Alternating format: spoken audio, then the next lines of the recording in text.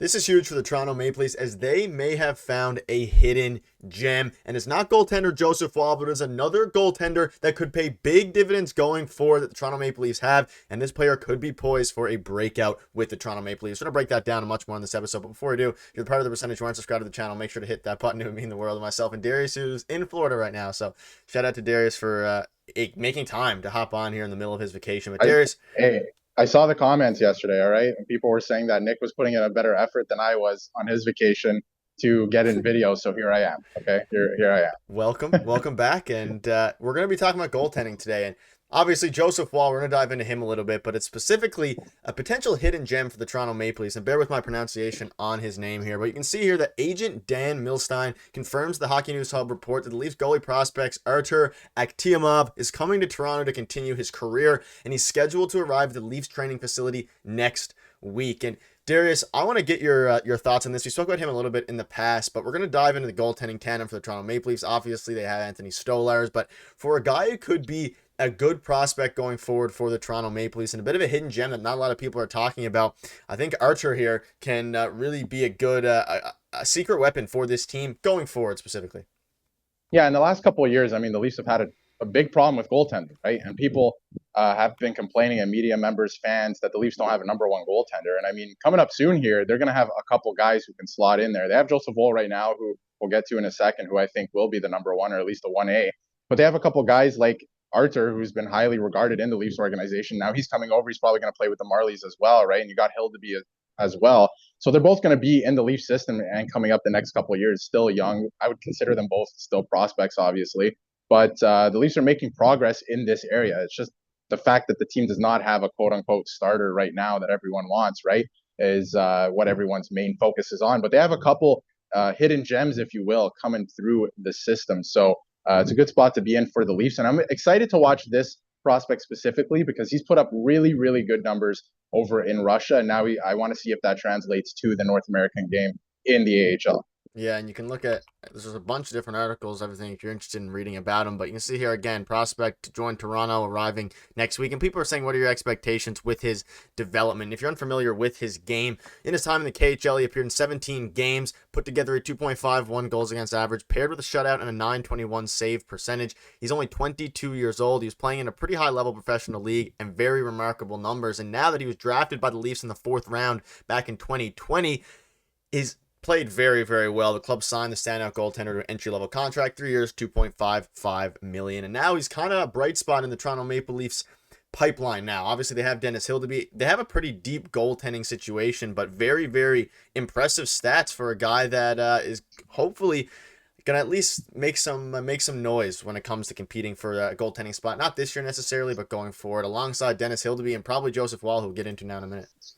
Yeah, and one thing we've talked about in the last couple of videos or the last couple of weeks since I guess the draft is what I think the Leafs are setting themselves up for too is not only goaltending but a couple other positions on the team, whether it be the AHL or the Toronto Maple Leafs, is competition. Guys are fighting for spots, right? Like there's no number one starter for the Leafs in terms of goaltending right now, so you're going to have two guys fighting it out for that, and then I think it's going to happen in the Marlies as well with Arthur and of course Dennis Hildeby. So I think the Leafs are putting themselves in a good position for healthy competition.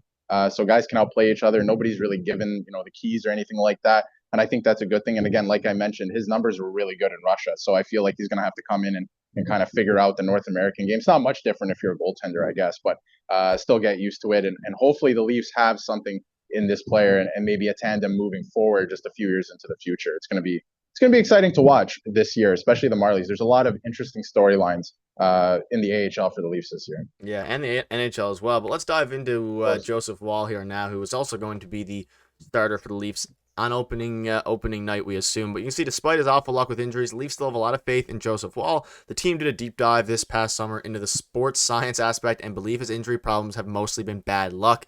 We obviously think back to Game 6 against the Bruins in the last couple of seconds, but the Leafs wanted to lock him up as soon as they could to show trust in Woll. And now we've had a few weeks, months really, to just think about this Joseph Woll contract.